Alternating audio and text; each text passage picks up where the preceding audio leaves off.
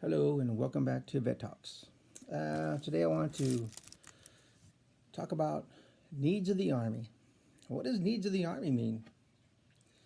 When I first went to the recruiter, I knew what I wanted to join. I wanted to be an infantry guy.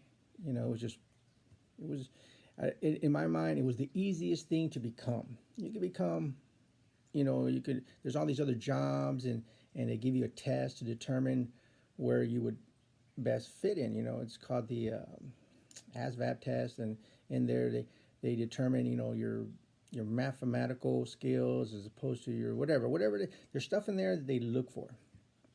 And I remember taking it, and I remember um, I got I got a pretty good score, and I remember when it came time to talk to there's a guy that you talk to after you've passed all these tests, and then they're going to put you into a slot. And I remember I told him, I want to be infantry. He's like, well, no, hold on a second. So he makes a phone call. He's like, hey, what do we need? And he's like, okay. Hey, so this was what's gonna happen. I was 30 years old joining. I only had a GED, so I was gonna go what was needs of the Army. I didn't get a choice. Needs of the Army. Whatever. Just because they always said you can always, whatever you initially go into, later on you can change your your job to another job. Because there's a point where you can redo your contract. And at that point, you can say, hey, I want to switch over to another job. So it's like an entry level, whatever. So then he tells me, you're going to be a fire support specialist. What is a fire support specialist? And he's like, oh, you shoot the guns, like the big cannons. You shoot. That's what he told me. You shoot the big can. You shoot the cannons. All right. So I go home and I tell everybody. They said I'm going to be shooting the cannon. They said, what does that mean? And I said, well, I guess I'm the guy pulling the string that. So that's what I'm going to be. I'm going to be loading up the guns and they give you a little. It's like a code for your job. In this case, it was mine was 13F, or they say 13 Fox. And so when I went to MEPS, I went to Oklahoma. I'm there, and everybody's sitting around, and everybody's, hey, what did you do? What you sign up for? Oh, I'm so and so. I'm this or whatever. And what are you gonna do? Oh, I'm so and so. And they asked me, what do you do? Oh, I'm gonna shoot I'm gonna pull the string that blows up. Sends the round out the cannon. He's like, oh, okay. Then as we're going there, and there was somebody, I think it was the drill sergeant that was there initially, because you're in MEPS, you got to wait before you go to actual basic training. And so they're asking people, okay, what did you sign up for? Oh, let me tell you a little bit about your job and whatever. And they're like, hey, what did you sign up for? And I said, well, blah, blah, blah. And they said, oh, you're 13 Bravo? I think it's the one for the cannons. I said, no, it's 13F. Oh, no. You don't shoot the guns. You call, and then you're calling, and then they shoot the guns because you're the one that's in the front lines. As a matter of fact, interesting story about your job is in an all-out war, in a real war, your life expectancy is like 23 seconds because the moment you get on that radio and you're making that call, they can pick up they can detect your signal, and they can detect where the signal's coming from, and then they know that you are an enemy observer because you're behind you're the closest thing to them, and they are authorized by the Geneva Convention that they can use, which is forbidden for anybody else. You're not allowed to use white phosphorus on regular soldiers or whatever, but you can use it on observers. So for you, they can put this chemical that'll melt you, you know, and yeah, that's you. Yeah, that's your job. So I'm like, whoa, wow, I didn't. Okay, it is what it is. And so that's how I first got started in my MOS. 13 Fox. And when I had said I wanted to go airborne. So when you're in airborne school in Fort Benning, they when you graduate, then you're going to get your orders, because you could. Some people did have orders, like to Germany or some other places, and depending if they passed or failed, if they failed, then they're going to get orders somewhere else because you didn't meet the requirements. So I remember sitting in this formation, and they're calling out names, so and so Fort Hood, so and so whatever, so and so whatever. And I remember thinking, oh my God, where am I going to go? It's like an anticipation because you're at the mercy. Because remember, needs of the Army. It's whatever the Army wants is where they're going to put you. Okay. So I'm sitting there and I'm like, I'm waiting. It's a big buildup of like, because they got so many names to go through, and then finally come to Alcosis, Fort Bragg. Oh, okay, where's that at? And somebody's like, oh yeah, it's North Carolina. Okay, okay. So I remember getting there. I remember going through the initial, because I didn't bring my family with me. My family is still in Texas, right? Because my kids, my wife's got her job, so this is me going off and trying to do, trying this new career, because I had a good job. I think I was making at the time I was making 56 a year, and I decided to join the Army and make what, 12,000 a year, some garbage like that, some horrible amount. So my wife, she's like, no, I ain't, that you go do whatever you think you want to do. You used to be, anyway. I did it because I wanted to do, because the cutoff was 34. So if I was going to join, I had to do it now. So that's why I joined. It was just something I felt I had to serve my country. Um, so anyway, so I go to Fort Bragg, and I'm living in the barracks. When I say living in the barracks, it's old style barracks. When you go into your room, it's just a bunk bed. There's no, you got your communal showers and your restrooms. You got to walk down the hall, and everybody uses the same restrooms and showers and stuff like that. Same thing with doing your laundry and stuff like that. So that's how I lived. And then I get a roommate, and we got the bunk beds. We're both sitting. We're both there. Very small room. So that was the lifestyle. That was initially how it started. And I remember it came up to that contract time. We're gonna remember, because you can redo your contract. So they said, okay, look, you can change your job. And I remember I wanted to do Chinook repair. I wanted to work on the helicopters. You were going to be a guy that was going to be part of the helicopter team. And I remember I thought about that. I said, man, that'd be cool. Because I wanted to do something I felt that I can do in the outside world. Fire support specialist, calling on some artillery from. That doesn't translate to the outside world. So I thought about it. Well, you can do that, but you gotta stay here, or you can get your choice of duty stations. Man, that sounds great. Now Fort Bragg is not a family. It's not a family environment by any means. There's nothing but used cars, dealerships, strippers, clubs, and bars all outside the gate. So it's not a wholesome environment for family. So I'm asking people, where's the best place for family?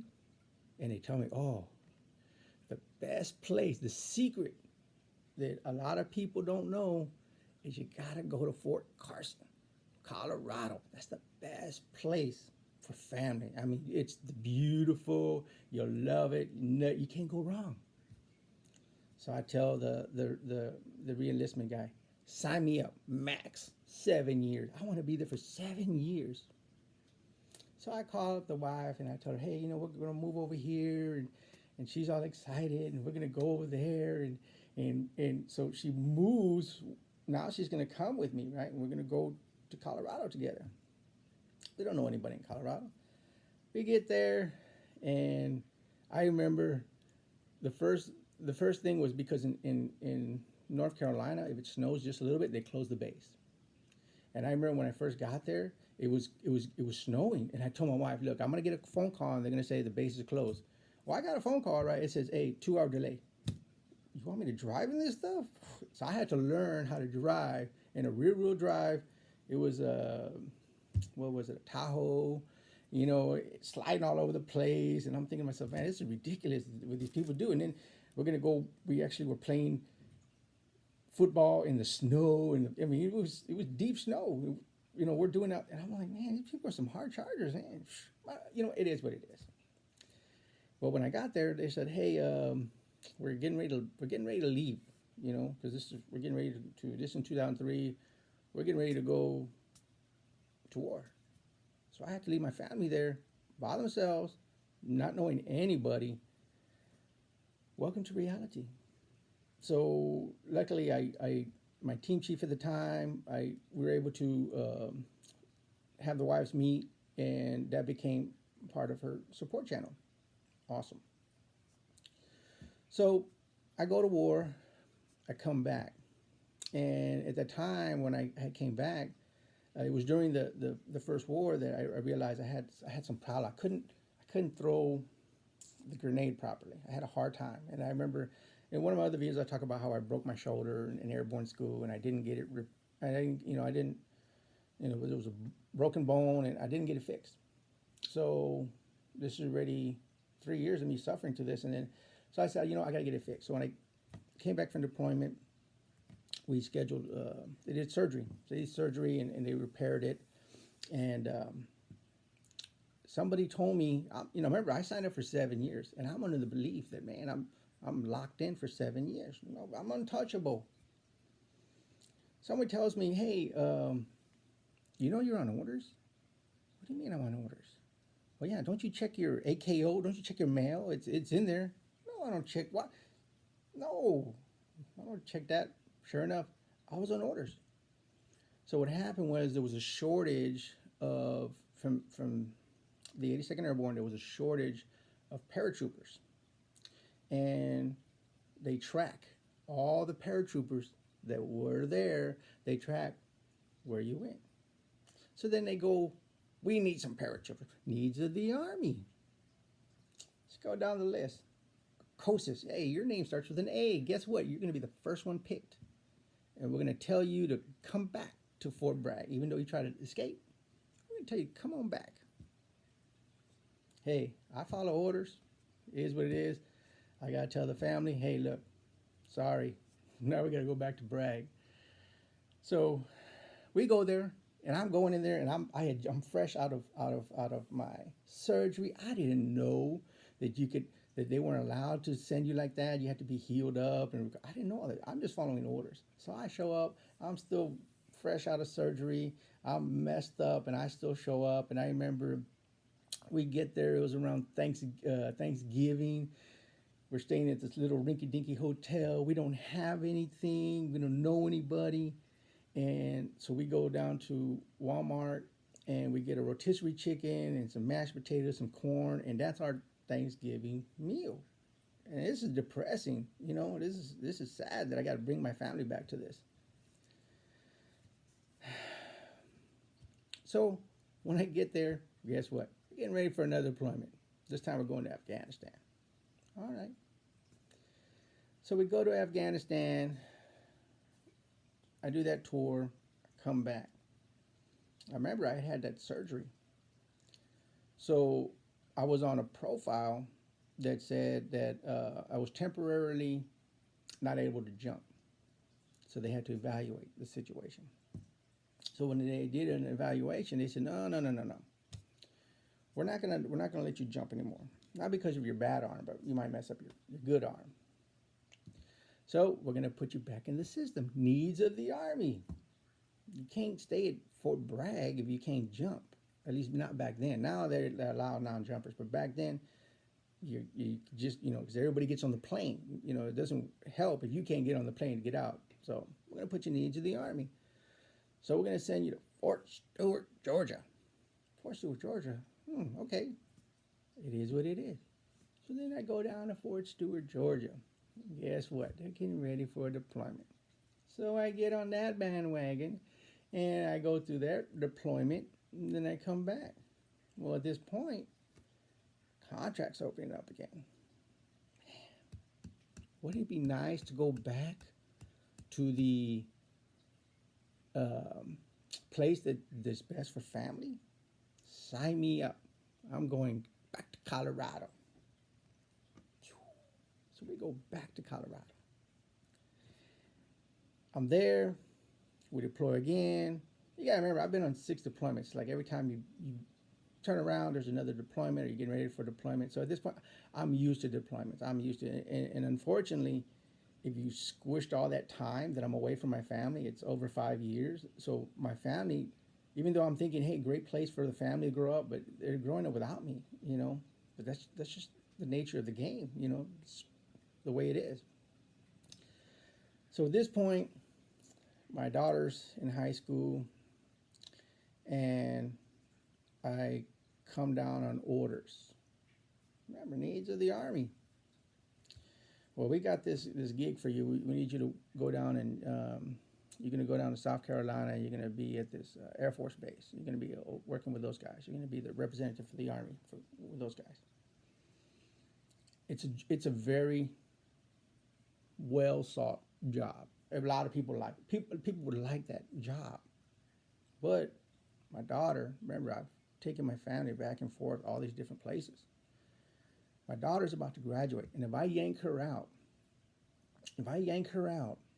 she's not going to be able to graduate with the people that she's been there for so long. So I got to make a decision. Needs of the Army or needs of my family? So I go and I talk to the sergeant major, and I said, look, sergeant major, how do is there an option for me? Is there something I can do? They said, well, you can deny orders, which is a no. Don't, no. You could deny orders. You could say, you know, I ain't gonna do it. You can put your foot down. You could do that. Or you're gonna say, because of my MOS is a critical MOS, and there's always a need for my MOS. We're about to jump up on it because the other one is non-deploying. The other duty station I would have went to was non-deploying. But we got another deployment coming up, and if you say, you know, hey, I want to go ahead and stay with the team so that I'm filling that position, because I'll support it. So you're going to put it like, you know, needs of the unit. You know, you're not denying it, but you're trying to say, hey, look, you know what, I appreciate it, thank you very much, but I want to stick with this unit. So that's what I do. I put in paperwork, cancel those orders, you know, dream orders, and this is what we're gonna do. This is how we're gonna. This is what I want to do. So I was at least able to allow my daughter to have somewhat of a stable. You know, she was able to graduate. Thank God. There's always needs of the Army. There's always that thing, and you're on a list. You are on somebody's radar, right? And sometimes it helps to talk to your branch manager, because there's a guy, he's supposed to represent, because there's a list that in the Army, they're supposed to put like your dream locations where you would like to get stationed.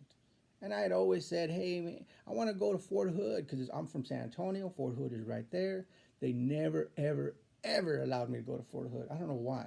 I guess because they knew I would have liked it, I guess.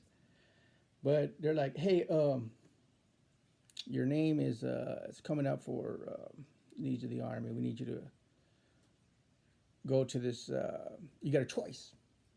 You get a choice. You know, you're going to be you're going to be like a training instructor, and you got your choice. You can go to Mississippi, or you can go to Jersey.